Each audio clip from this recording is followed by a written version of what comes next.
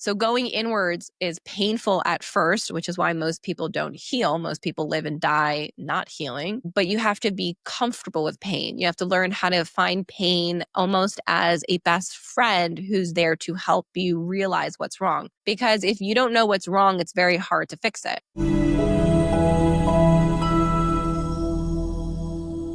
Today's soulful conversation is with Chaya, also known as the dating expert, CEO, and founder of the I Love Me More Challenge. She's on a mission to reframe how women approach love, dating, and marriage by guiding them to re-empower their inner child, recognize unhealthy patterns, and love from a place of wholeness and security.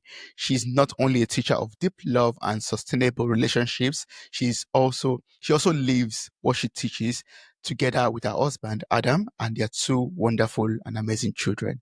Welcome to the show, Shaya. How are you doing? Thank you so much for such a beautiful introduction. I am doing fantastic. How are you? I'm doing good. Thank you so much. I'm excited to be speaking with you right now. I'm based in Germany, so this is about 7:38 p.m. at the time of recording right now. It has been a long day for me, but I've been looking forward to speaking with Shaya, so like that. So this is going to be like the highlight of my day before I go to bed to sleep. So it's a wonderful way to end the day, basically, for me. Amazing. I hope I give you extra value for a very deep, wonderful, peaceful sleep.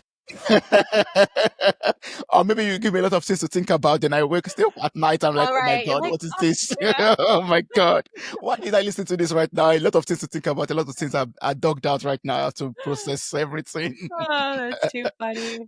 But then you'll sleep well tomorrow when you process it. That's true. That's true. You're right. So before we go on to learn more from your journey and everything that you do, we want to play a game of wild cards. Are you ready? I am ready. Born ready.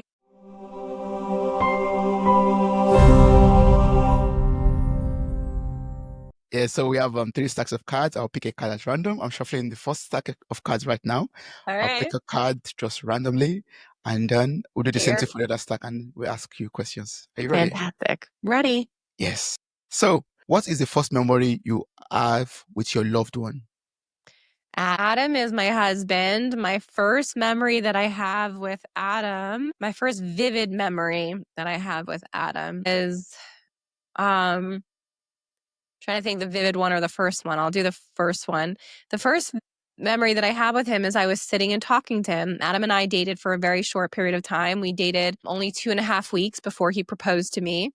Wow. And he only knew me for a week before he asked me out. And so the first memory that I have with him was we were just sitting in a group, like under a big tent from an event. It was just him and two other girls, and we were all just chatting. And I remember him to just be very respectful and kind and just a easy conversation with no overt energy that would distract from genuinely just getting to know one another. That's so beautiful. Wow. I mean, I've heard this before, but I've never heard it from the person who experienced it. Like, dating for a very short period of time before being proposed to. How was that like for you, if I could ask? How's that for me? Yes. I think that it's not about how long you date, it's how well you know yourself before you date. So I spent a long time getting to know myself, heal my wounds, get to my traumas, be really comfortable with myself, get very clear on what type of man I wanted, what life I wanted before I was dating. So when he did come, it was calm and clear because I did so much work beforehand, getting very, very nitty and gritty on the vision that I wanted. So when he finally did come and propose to me, it was fantastic because I wasn't confused at all. It was so healthy. I wasn't confused if it was healthy. It was just peaceful and proper and so calm. Oh, that's beautiful. And I believe that must have reflected when he first spoke with you that first time. And, for him to be like, oh, wow, I think I found the one, because everything just seems to be, in place at this moment with this person who I getting to know you. Yeah. Yeah, we're in our 8th year of marriage now. We have our company together. We have our kids. We have an extraordinarily beautiful marriage. And it comes from healing yourself before you show up in front of someone else because you Yeah, can't expect someone else to heal you. That's the work you do on your own. that's true. And we'll talk more about that also later in this conversation. Really. Are you ready for the second question? Yeah. I shuffled the card already and picked a card at random. The question says, what is a chance you are glad you took? Moving to Israel without a plan. So basically, I was in an environment in my home in New York, and everything on the outside was so successful. I had a bachelor's degree, I had a master's degree, I owned my own house, I had an attractive boyfriend, I had my own new car, I graduated with straight A's at the age of like 26. Everything was very successful to the outside, but on the inside, I was very sick in the sense that I didn't know how to love myself. And so I realized in the beginning of my journey that if I'm ever going to heal and truly learn how to love myself and have healthy boundaries and how not to be around people who take away my energy, I'm going to need a new environment. So I decided, and literally a week later or something like that, I put all of my stuff, I packed all of my stuff away. And with one suitcase and one guitar, I moved to a totally different country to start my life, my healing process in an environment that I can create versus always reacting to what was already naturally around me. Hmm, I like that. I've been learning something similar to that of recent. Sometimes your healing starts when you change your environment because something in your environment could be triggering some trauma, some pain of the past, and then you don't heal because, yeah, you stay triggered basically. Yeah, Lovely. I'm with you. Yes. So Our now, environment impacts us a lot. So many people stay in a job or a relationship or a house that doesn't inspire them. And if you want to heal and have an amazing, epic life, you need an environment that supports healthy decision making. So you can't heal if you're stuck in chaos. So it's very important to move and relationships, quit jobs that don't inspire you because it's impossible to make powerful decisions if your environment is filled with toxicity. that's very deep. Something I'm taking on from this conversation for sure. Yeah. Last question. Are you ready for the last white card question? Ready? Yes. You're killing it. You're doing it. It says, when do you feel most like you? When do you feel most like yourself? Like when you On feel stage in or under a tree. I either feel most like myself on stage. I love public speaking. I love performing. I do big events where I speak to thousands of people and just feeling the energy and feeling why God created me and using my voice as an instrument to heal is very, very powerful. And I'm so grateful God put me on earth to do that and that I know what I want to do. And then also under a tree. I love being in nature, like just sitting in nature on the dirt under the tree. I just feel like there is nothing more important than finding joy in the simplicity of being with myself and my family. Yeah. Oh, we thank God for nature and we thank God for you and your gifts and connecting with people out there, helping them on their healing journey. That's something wonderful. Thank you.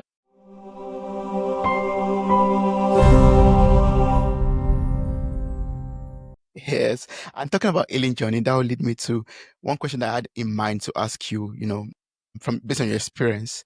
So, while preparing for this conversation, I got to know that, a pivotal moment in your life was when you stopped dating addicts by waking up one day to make a complete healing journey to never attract the same type of men again. So I'm very intrigued to know, I'm very curious to learn about this journey of yours. Can you share this with us? Yeah, sure. So at 26 years old, I woke up and I was so excited to see my boyfriend at the time. My daughter's in frame. I don't know if she can see her or not, but I was so excited and I got, breakfast ready and I got all ready to have an amazing weekend with him. And then he tells me that he is going to be breaking up with me to go do drugs upstate. And at that point, I had an opportunity to be mad at him and say, "What's wrong with you? And you're stupid, or you're the addict, or how can you leave love just to go party?" But besides for the fact that I was crying and brokenhearted, I had a moment of divinity where I asked myself, "How did I get here?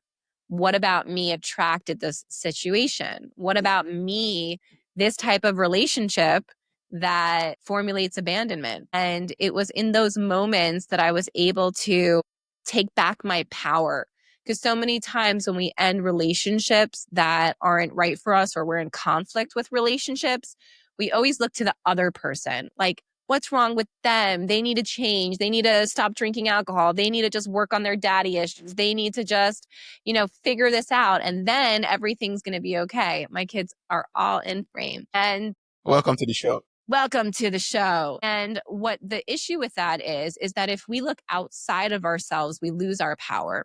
Mm. If we look inside of ourselves, we find our power. When you go into the world and you're like, oh, my boss speaks angry with me, my boss is an asshole, or my this or my that, or my mom is stupid, or whatever, like you lose your power. You become a victim to the unhealthy people in the world, and then you don't feel so strong and secure just going out into the world and creating anything you want. When we take all the power and all the responsibility of what happens in our life back to us, then we're in control. We can be like, oh, my boss is an asshole, I can quit. My mom doesn't treat me well, I can speak to her instead of 4 times a week, 1 time a week. My environment sucks, I can move. Like, you just, instead of blaming your landlord or the people around you and then feeling like you just have to get through it and manage it and just focus on the positive, you can say, I can be positive and also empowered to create massive change if I want massive movement of good. Oh, that's good. I mean, sometimes, like you said, we just look at the external. We play the victim, basically, from what I'm understanding. We play the victim, and we assume or believe that the other person is at fault, and if they could change things, and things will be turned around. But one thing that keeps on coming back to me is basically sometimes it's what we are or who we are that attracts those kind of people into our lives. So it's important for us to check ourselves first and heal first. Yeah. Yes. How did that healing journey start for you? Like, looking inwards to heal. What was that like for you? It's very not normal to look inwards. Society tells you, and by not normal, I mean not common. It is very normal, but not common. So society tells you to be successful, make a lot of money, get straight A's, get another degree, buy a house, lose weight, be attractive, get breast implant. I mean, society's stupid, really, because they teach you that your external successes are somehow connected to your internal worth. And that if you're more attractive, you're more worthy. Or if you have more money, you're more worthy. Or you have a better job, you're more worthy. Fancier car, you're more worthy. But it's actually not true. Your worth comes, just from you existing. Like, you're beautiful and perfect as you are. And when you really truly love yourself and go inward, it feels almost uncomfortable at first. It's like a first blind date. You're like, hi. And they're like, hi. And you're like, how are you? Like, I'm good. Like, it's like an awkward first date because you don't know the person, but you know that you have to spend the next hour getting to know them, and you may or may not want to be with them. It's like a date, to see if you're going to get married or date them or whatever. It's awkward. But if you do that every single day and you speak to that person every day, then they become like your best friend. So going inward starts off uncomfortable, and people often distract. They're often on their phones. They're often on, consuming content on social media. They're never really focused on themselves. They're always focused on other people or how other people perceive them.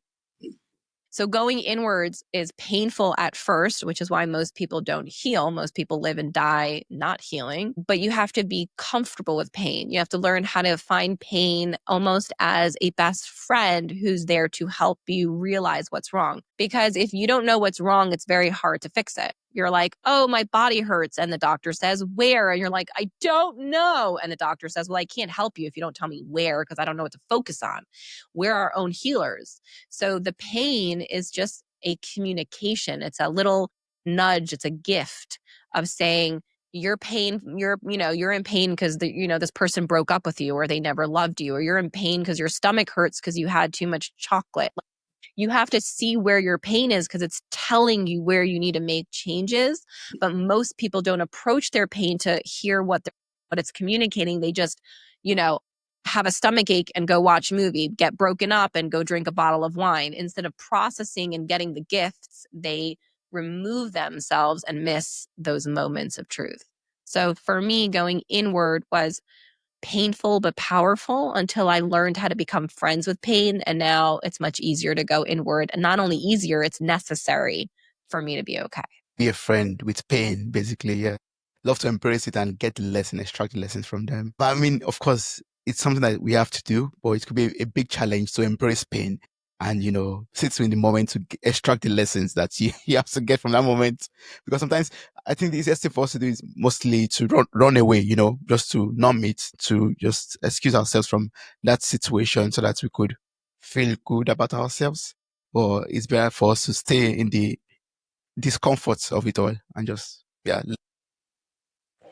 Exactly. So many people like to stay in the discomfort and they identify with pain. They just like, this is my life. Medical school is hard. Dental school is hard. The relationship's hard, but we're going to fight for it.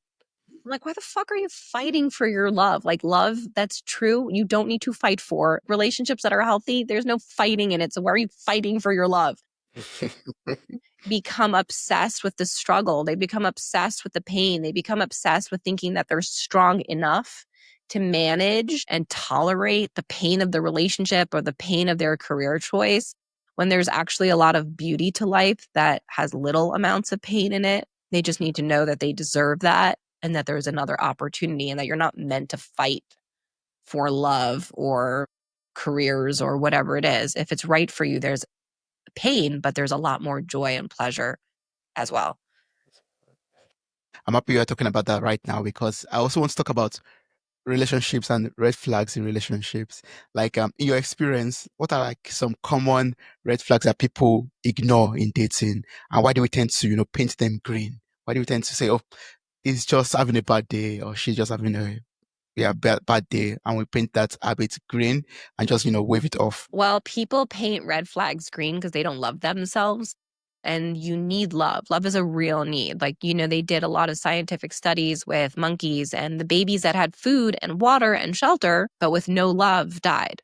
So they did comparative studies with babies. And then one baby got love plus food, water, and shelter. And the other baby got food, water, and shelter with no love, with no like maternal figure to nurture them, and they died. It's like a real need. It's not a concept like, oh, I need a hug today. It's like, really, you need attention, you need love, you need affection, you need attention. Like, it's a real need to survive and thrive. So if you don't know how to give that to yourself, like most people don't know how to love themselves. Most people, if you ask them, do you love yourself? They'll go, of course I love myself. Everyone always says yes. And then you say, okay, well, what do you do to yourself when you make a mistake? How do you talk to yourself when you screw up? If someone's making you uncomfortable, what's your behavior like? Do you stay and work it out, or do you leave and protect yourself? And so they say they love themselves, but then everything they do and think, especially in unhealthy situations, is actually forms of abuse or neglect. So then you think you love yourself, but you have absolutely no idea what love is. Because if that's what your yes is and that's what your behavior and your thoughts are, then you have a large disconnect and distortion of what love is. And if you have a large disconnect and distortion of love, which most people have, then of course you're going to paint red flags green because you're fucking doing that with yourself in the first place. You're like, I love myself, but also I'm such a bitch. And how could I have done that? And I'm such an idiot. I can't believe I did that again. And it's never going to work out. And he left me. And like, oh, so you love yourself, but you also verbally abused yourself. Oh, okay. So then he loves you and he also verbally abuses you, and that's okay. Yeah, of course it's okay, because he says he's sorry and we work it out and we have good sex and it's going to be okay, and he's in therapy and he had daddy issues. So like the same thing you do with yourself, you do in your relationships. You cover up the red with green and some sparkles and glue, and you say, this is love. But it's not love. But how would you know if you didn't learn what love is with yourself in truth, in actuality, not in falsity? Yeah. And the question that's coming up for me right now is, how do I know I love myself? How do I know that I truly, genuinely love myself? And I'm not just covering up everything, masking it up and putting some glitters on it. Right? Sprinkle the glitter. I promise it's not red. It's pink. It's pink. It's Just fine. think. It's great. You love yourself in 3 ways. So basically, my hashtag, if you guys want to follow me, it's Epic Love Expert on Instagram, Epic Love Expert. All the programs that I run are Epic Love Mastermind, Epic Love Coaching. And the book that I'm in the middle of finishing is called Epic Love Habit. So I break down what love is into 3 different components: forgiveness, protection, and acceptance. Forgiveness is quick forgiveness. As soon as you make a mistake, you do something stupid, you say something wrong, you hurt somebody's feelings by accident or on purpose because you were in bad, whatever, you quickly forgive yourself. You don't ruminate, you don't beat yourself up, you don't spend a day or two wishing you did something different, being like, I can't believe you did that, or why didn't you do that, or you should have done that, or why is it taking you so long? Quick forgiveness. You forgive yourself right away. You say, I love you. You're growing. You're only here on earth for a short period of time. There's lots of things you're going to be learning. If you were perfect, you'd be an angel, but you're here to go down, to go up, to go down, to go up, like God created the world. I love you. Let's move on. Learn the lesson that I need. What's the lesson that I need to learn from this pain? And you move. You don't stay. Okay. Forgiveness is movement forward. Feel your pain, learn the lesson, love yourself, move forward. Forgiveness. The second thing is protection. If you're not happy in a job or a relationship or a store that you walk into, or if somebody comes really close to you and you're starting to get really uncomfortable, like, do you stay or do you walk away? Do you quit your job that's abusive? Do you end the relationship that's hurting your feelings? Do you get off the phone when someone starts yelling at you? Do you keep listening to the voice note on WhatsApp after you know nothing good is going to come from that voice note? Do you walk out of the store when someone creepy walks in? Like, do you know how to protect yourself? Like, are you aware of your boundaries? Do you pick up a call at 1 o'clock in the morning from someone you're not interested in speaking to? Like, where are you at? Do you mute your phone or do you leave it on to always disturb you and you don't know how to protect yourself? So protection and boundaries is a massive part of love, just like you would a kid. When you have a little baby and they, like, piss on your floor because they're like potty training or something, you forgive them in a second. You're not like, oh my God, why did you pee on my floor? How could you have done that? You're not like thinking for a week, oh my God, my 1-year-old peed on my floor, my 2-year-old peed on my floor. Like, they pee, you get pissed, you think about what you need to do, you wipe it up, you move on. You're not angry at the kid for doing something stupid. And protecting yourself the same way, if someone was going to hurt your kid, you become like a papa bear or a mama bear, like, don't you freaking hurt my kid, right? And you pull your kid away from someone who would hurt it.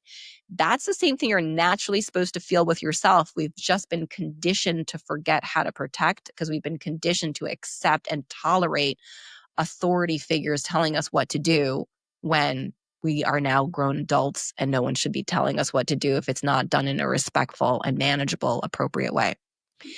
So forgiveness, protection, and the last one is acceptance. I don't need to change to be loved. I don't need to lose weight. I don't need bigger boobs. I don't need a cleaner face. I don't need more makeup. I don't need more money. I don't need to be married or not married. I am lovable as I'm lovable for something that's different than the amount of money, that's different than my body, that's different than my relationship status. Like, I am lovable. I accept myself as is, truly. All my flaws, all my fantastic things, all the screwed up traumas, all of my treasures. I love me as is, and I'm lovable because of something deep inside of me and my soul, not for something external that needs to change to be more lovable. Yeah, that's so deep. FPA, forgive yourself, forgiveness, protection, and acceptance. I love myself just as I am because God loves me. Simple is enough. Yeah.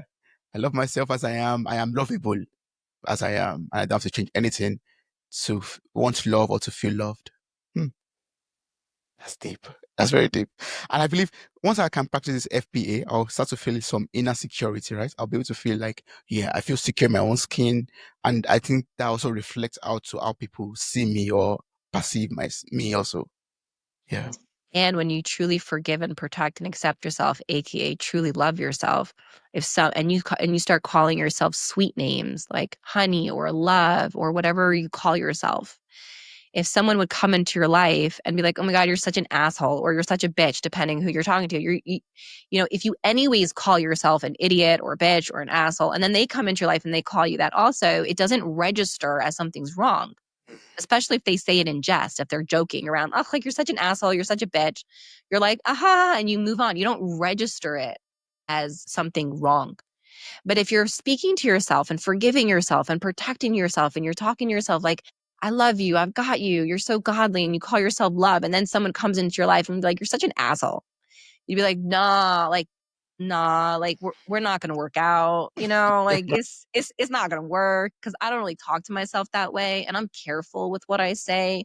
And I don't think it's okay to hurt somebody in jest. And those type of words don't belong in my soul. So we're not going to work out. You can see it if it's not what you're already doing, but you can't see it if that's what you're anyways doing. Then it feels good. Then it feels like you're a perfect fit. You call me a bitch, I call myself a bitch. Let's hang out. It feels good because it's familiar. But familiarity doesn't mean safety. Doesn't mean yeah, it doesn't mean safety. And we need safety in our lives. We need safety also to feel healthy. Or no, I mean, in an healthy relationship, we need safety also. Basically, like we need that, yeah, we need that love, that safety in an healthy relationship. Yeah. Wow. So I mean, for someone who has been working on the trauma that they've experienced in the past or the pains of the past, and right now they're listening to this, but they happen to be in a relationship that is not so healthy. What would you advise them to do at this moment? Call me, send me a DM at Epic Love Expert, and I will help you guide you through it. Or you can go in marriedin2025.com. And if you go to www.marriedin2025.com and you put in your information, like your name and email, you'll get a bunch of free resources on self-love, on the most common dating mistakes, on the things that you need to help give you a little bit of support to leave that relationship, as well as you can book a call with me for free. And then we can see if you qualify for one of my coaching programs. Then also make a decision to love yourself more than you want someone else to love you. It has to be that your love is more important than someone else's love. Because if you feel that if he loves you, you're lovable, or if she loves you, you're lovable, but if she leaves you, there's something wrong with you. It's very, very hard to leave that relationship if you need what they're giving you. When we love ourselves, we fulfill that need where those monkeys died and didn't get it, because we always want love. We always want love. We want people to love us and be proud of us and support us. We always want it. The difference is do you want it or need it? If you're not giving it to yourself, then you need it because you're not getting it at all. So if someone else says a little bit of, I love you, you're so amazing, you're so beautiful, you're so wonderful, you're like, oh my God, really? Don't leave me. I love that you said that. Like, that makes me feel so good. Please stay. But if you're anyway saying that to yourself every single day, and then they say that also, but then they're also smoking pot or drinking alcohol or watching porn or has no money or hurting themselves, they can say that and you'll still think, but your behavior is proving to me that this is not going to be a long-term, sustainable, safe, calm relationship. So I love how you make me feel, but I also know how to make myself feel that way. So I have enough strength to walk away from you and not need your attention to feel like I can survive. Yeah. 'Cause I will not feel less of myself if I leave that unhealthy environment. Yeah. So start by loving yourself first. Start by loving yourself first. I get asked this quite often, and we're talking about love right now. That's why I would like to ask you also, because you're the expert, you're the dating expert here. And it's the question of love and marriage. Some people say love is not enough in a marriage. What's your opinion to that? Love is nothing. Love is so irrelevant to who you make a decision on who to marry.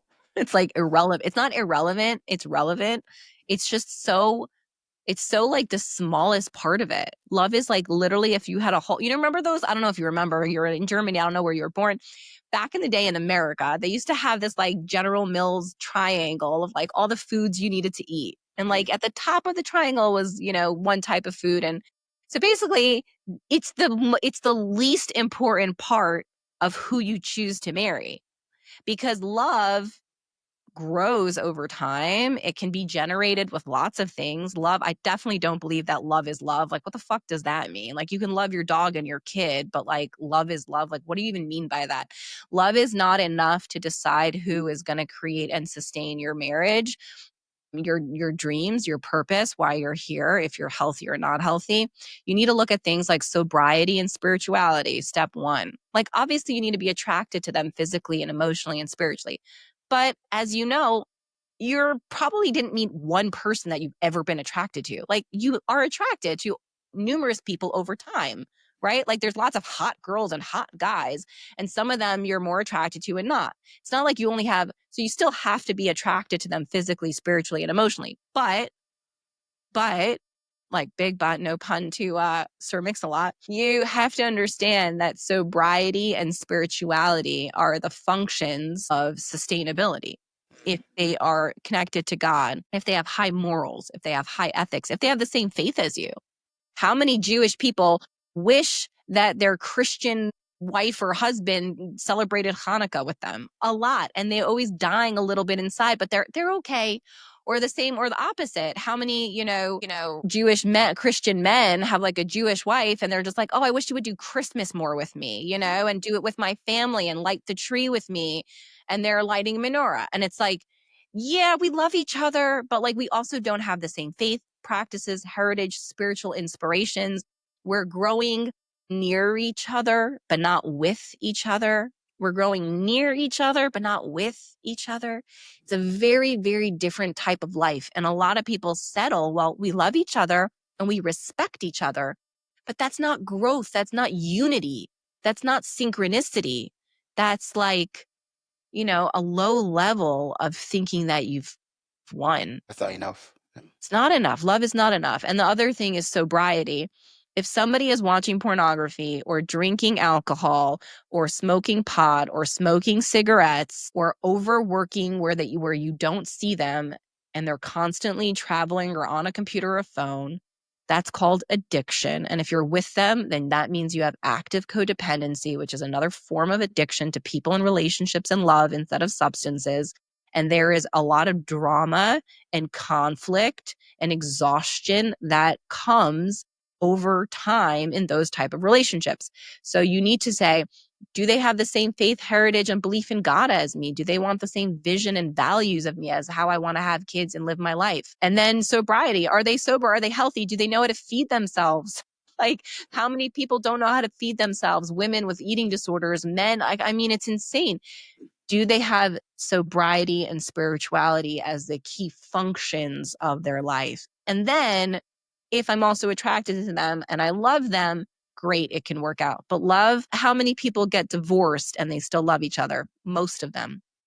And there's like 72,000 divorce lawyers just in Atlanta. That's a lot of divorce lawyers just in one little town. How many of the people who get divorced still love each other? Most.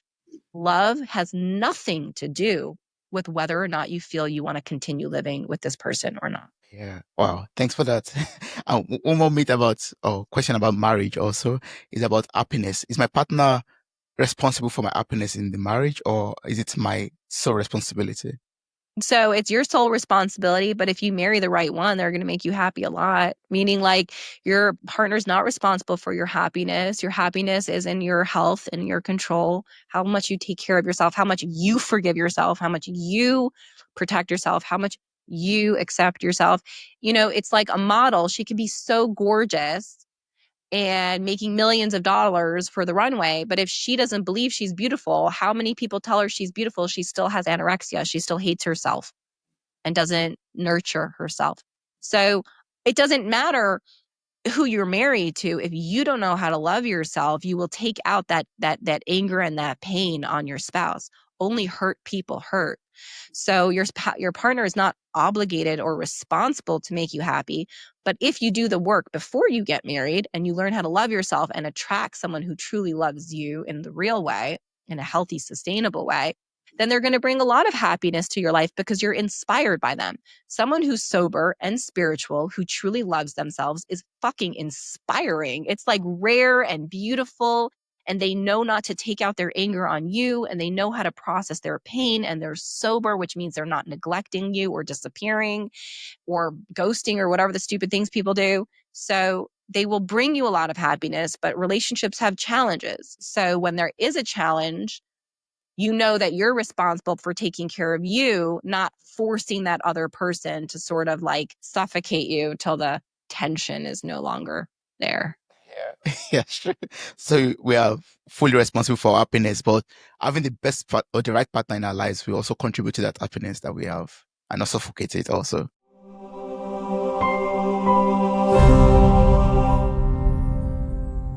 This is real life, guys. You can own your own company. You can make millions of dollars. You can be happily married and still have your kids in the background. This is a testimony about that. Yeah, there's a proof of that. Meaning, Yeah, like, there's no right way to live. You just have to work with what is, you yeah, know? You just gotta work with what is and find the gratitude in everything that comes. exactly. And that's a powerful life lesson. There's no perfect time for you to start something. Start it the way you are, how it is, and just go. Yeah, and grow. Yeah. Yeah, everyone says I'm not ready, like, for what? People say the kids are still small. The kids are still at home. I can't wait. I have to wait for them to leave the home before I can start. But just start anyways. Yeah. Yeah, or like, I don't have enough money, I'm too old, I'm too young, I have to get another degree first, I have to take another course first. Like, dude, just start. You'll learn a lot more through the action than the inaction. You'll learn a lot more through taking steps in whatever direction you want than staying stagnant and distracting. Because, like we started saying, if you don't know how to manage your pain, if you don't know how to love yourself and forgive and go towards your pain and handle that, you're always going to be distracted. It's another person, another course. I need more money. I need more time. I need more this, but you're really just running away.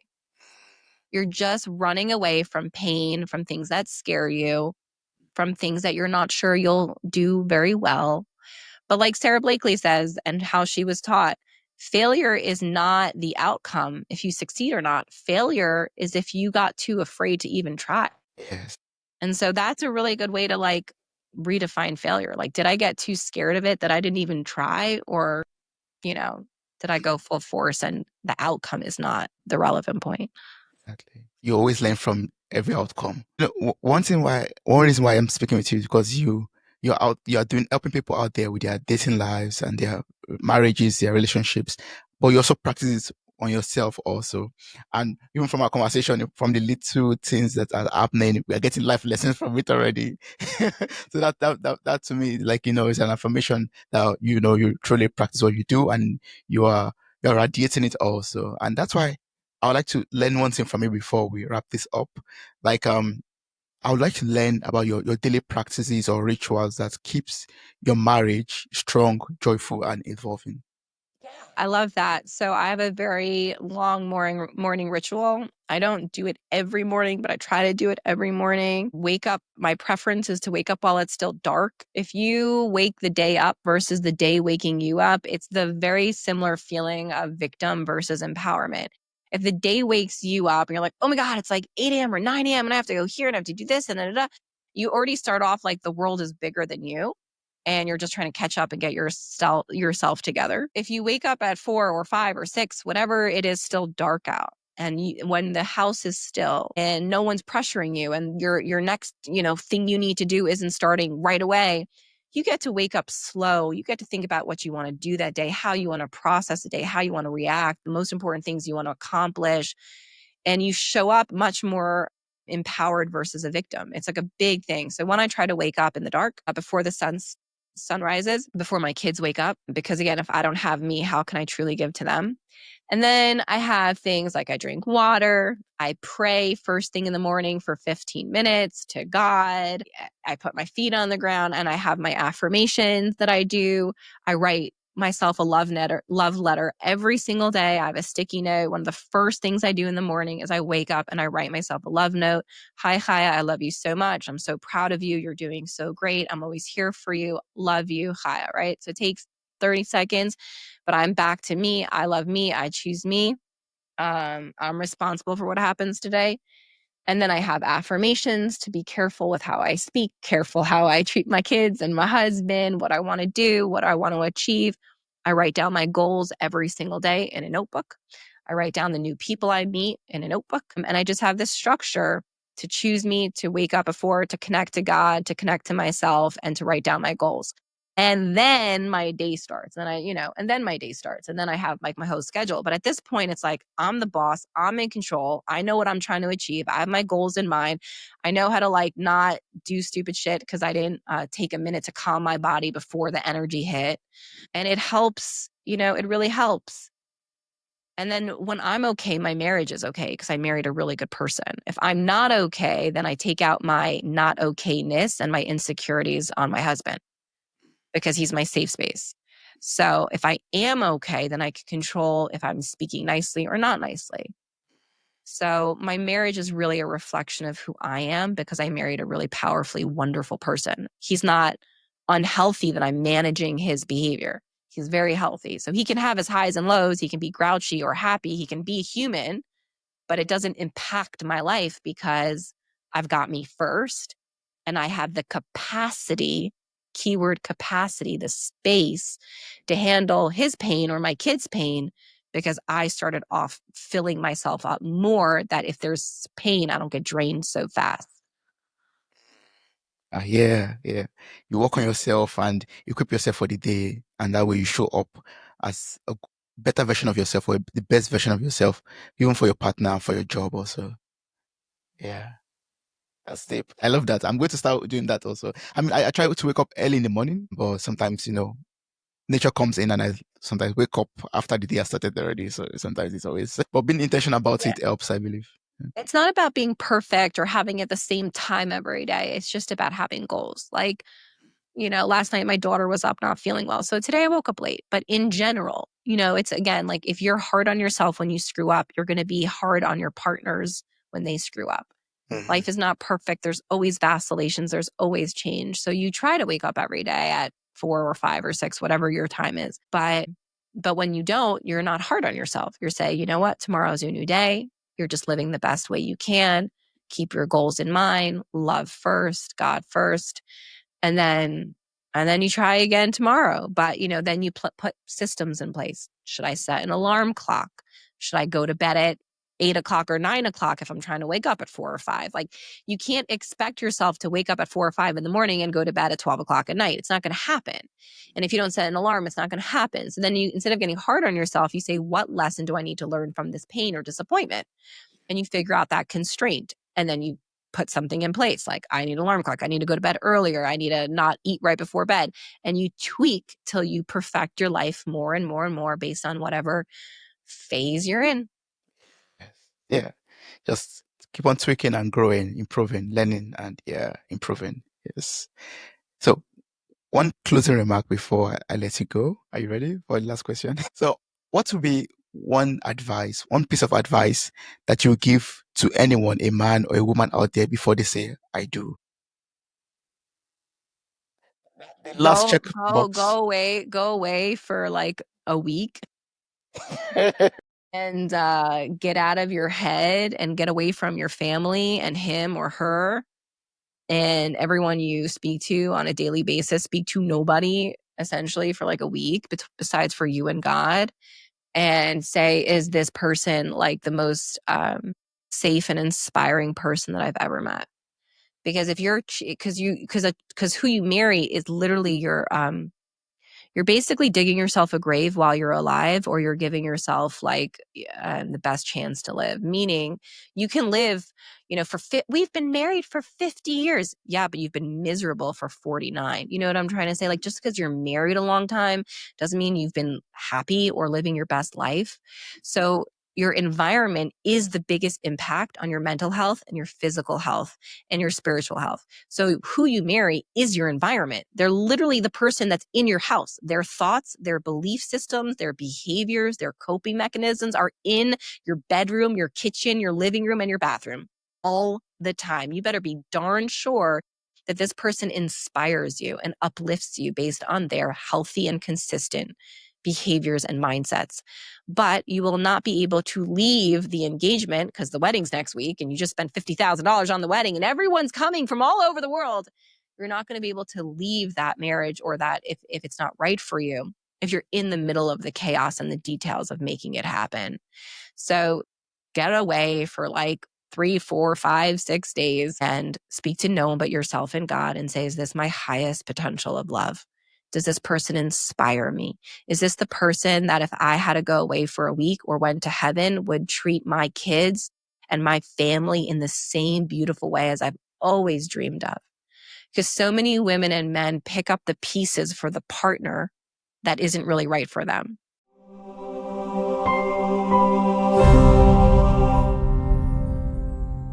So what I was saying is to go away and hear yourself think, because a lot of people pick up the pieces of their spouse. So like of the person that they're marrying, like, oh, they don't make a lot of money, so I'll pay for everything. Like, oh, they have daddy issues, so like I take care of the kids, or like, oh, they have like health problems, so I'll do all of this. Like they pick up the pieces for their other partner. And when you go away and you say, you know what, like, is this person the person that I would want to raise my kids if I was away for a week traveling, or God forbid something happened? And if your answer isn't yes, you need to look at that, because a lot of times, like I said, we paint the red flags green. And when you're so close to getting engaged because you've just been with them for so long, it's very hard to walk away.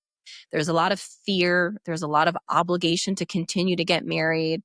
There's a lot of identity that's been wrapped up. Like, I don't know. Who else would I be with? I've been with Johnny for 5 years. Who else would I be with? You know, there's a lot of identity about who they are wrapped up in this other person. And that's why Adam and I are so healthy. My identity is me. What do I need? His identity is what does he need? And then together we can build great things as a unit. But I'm not like, Adam is my identity and he's everything. No, it's like I got me, he got him together.